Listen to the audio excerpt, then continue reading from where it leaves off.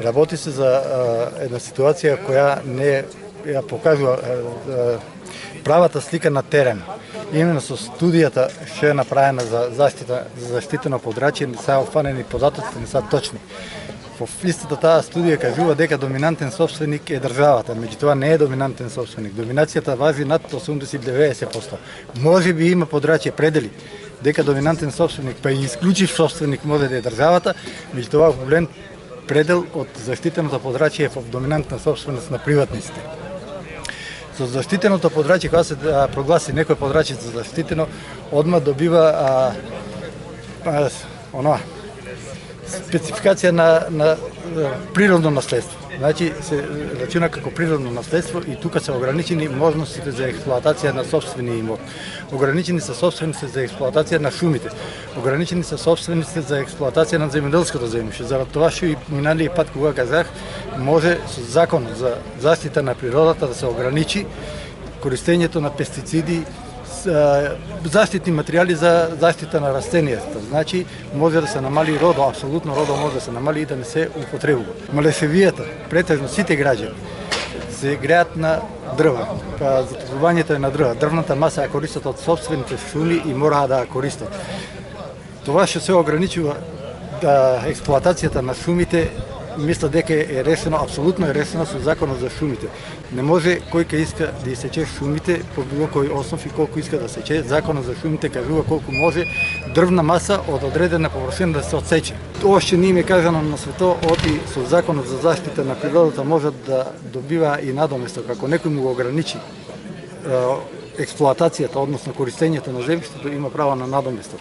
Тој надоместок никој не го спомна. Наше барање пред се е да се повлече таа одлука или барем да се ревидира таа одлука, да се сведе таа подрачје кои стварно има потреба од заштита, като што се мурите, како што е изворот на брегалница Ченгино кале, како што е Кадијица, тие може да бидат заштитено подрачје и ние немаме ништо против тоа заштитено подрачје. Меѓутоа да се заштитува подрачје таму дека се вршат земјоделски и сточарски работи, не се слагаме. И барем во третата зона треба и мора да се повлече таа одлука. Градоначелник, јас като собственик на приватен имот нисам повикнен, не е земено моје мислење и сите тоа исто што сме, никој не е повикнен и не е питан ни еден човек, не е собствено мислење дали се согласува да неговата шума, негово имот собствен стане заштитно подрачје. Значи, во името на сите собственици на приватен имот, вие го поддржувате проект. Сите собственици, а наша дедовина, наша шума, наша гора, наш имот, вие го поддржувате, а ние не знаеме. Тие странски донации, ако стигаат во општината, таа општина ги користите за што треба, за патишта, за било какви тие пари. А наше собствени имот што сме го наследили, купили, ние не може да го користим заради тие странски пари што на вас ви влазат во општината. Ние сите ќе се лутим и ќе мачим само да не го налутим него да не пушча пари. А ние треба да идем Германија или Шведска да возим и да зберем и деца и жени од тоа и да останете вие с пари и швајцарците да правите речни корита, патишта, ама кој ќе оди по нив и кој ќе ги гледа? Рекоа дека многу малечок дел го фата приватно, се е државно.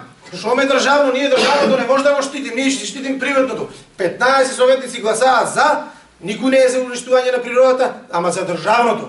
А приватното 57 или 8 на 100 од Беровското е приватно. И стоа, не дека имам јас дел. Стоа за тие свет тука грешката, дали е грешка наша или сме излажени, тоа го пред сите кажах, може и градоначалникот на еден начин да е изманипулиран, дека не се е сигурен да тоа ќе се случи, тоа го тврда.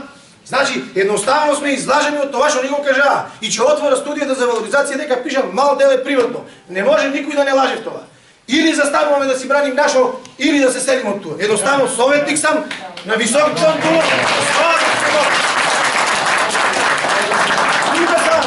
се 90 на 100 до 40 години. Ако дигнат патардиите и да сијат, нема да шваја дека началник и советник наскал. После напорни состанок со иницијативни одбор и луѓето на Чистилна општина Беро кои подолго време имаат проблем со собствениот имот на подрачјето на кој е опфатено со заштитеното подрачје, изградивме неколку заклучоци, кои заклучоци треба во најскоро време да бидат процесирани од нас како општина до соодветните институции, да организираме состанок на кој би ги изнеле сите недоречени работи или работи кои треба да бидат предмет на самиот состанок во кој треба да се изгради заеднички став што понатаму со тие барања.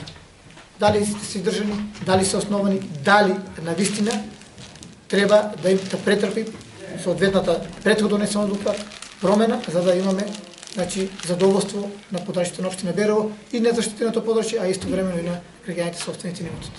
Па мислам дека отворено беше разговор од двете страни, беше пружена шанса на сите протестанти да го кажат своето мисли, да постават прашање и не можам да прejudicирам што ќе биде понатаму, меѓутоа еве градоначалникот излезе во пресед да разговара и не извести со цел да ги отстраними оние најавени веќе процеси кои планираме за правите граш.